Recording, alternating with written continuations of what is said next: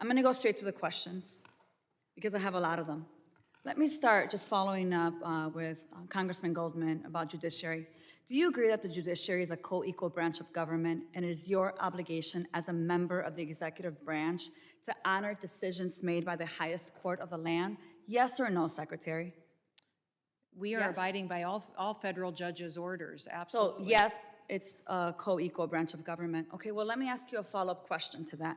Do you agree that Congress is a co-equal branch of government and it is your obligation as a member of the executive branch to honor legislation and appropriations duly authorized by Congress? Yes or no? Yes, that's why Thank I'm you. thrilled to work Well, for let the me ask you the president that is follow-up question enforcing here the because I laws. have a lot of them. Do you agree that Article 1 of the Constitution gives Congress the power of the purse? Yes or no?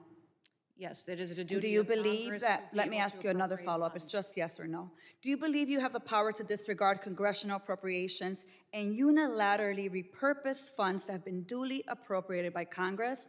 Yes or no? Ma'am, we are not doing that. So the We answer are to using you is dollars no. as to All how right, they well, were it was a appropriated. yes We're or no, ensuring the Secretary. Let me programs have continue. integrity. Interestingly, you said no. But since you've been Secretary, you have repeatedly disregarded the law. You have illegally impounded funds that Congress appropriated and that your branch of government must implement pursuant to the law. Yet you've closed offices established in law, including the Office for Civil Rights and Civil Liberties, the Office of the Immigration Detention Ombudsman, the Office of the Citizenship and Immigration Services, and you've canceled contracts for programs authorized in law, including shelter and service programs and citizenship and integration grants. You've obstructed and roughed up members of this committee as they attempted to conduct congressional oversight, and then you vilified them. But my question is, if they were so bad, why were they allowed to go in after to conduct oversight? Let me just continue. You redirected funds to terrorize our communities. You created taxpayer-funded political propaganda campaigns to terrorize families and children who don't sleep at night because of the terror of those commercials that you are putting out there.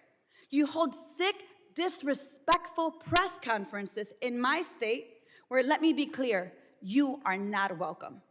You corruptly used emergency authority to avoid procurement to make Trump's private prison donors richer by directing $45 billion for them to expand ICE detention centers. You defunded work to address real threats to the homeland, all while you pursued college newspaper editors, labor leaders, and even a Harvard scientist who failed to declare frog embryos at the airport. Clearly, we don't have time for all my questions, so I have 13 pages worth of questions that I will be submitting to the record that I expect you and the administration to answer. But here is my final question to you.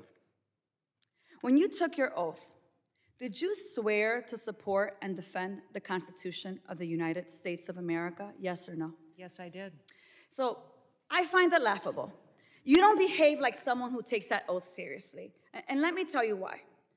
We don't live in a dictatorship or a monarchy. Trump's will is not the guiding doctrine of this nation, and our country is not a playground for his or your twisted authoritarian fantasies. We are a democracy.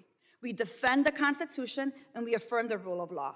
We respect the co-equal branches of government and we uphold our rights, even when we disagree.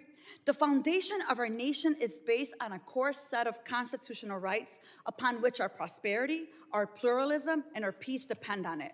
You, however, have been leading this work for 116 days, and in that time, you have profiled and dehumanized our neighbors.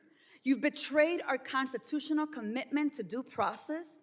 You've deported United States citizens. You've undermined the courts. You've broken the law. You've engaged in corruption. And you've weaponized the immigration system to violate civil rights. As Senator Murphy perfectly stated, your department is out of control. But you're responsible.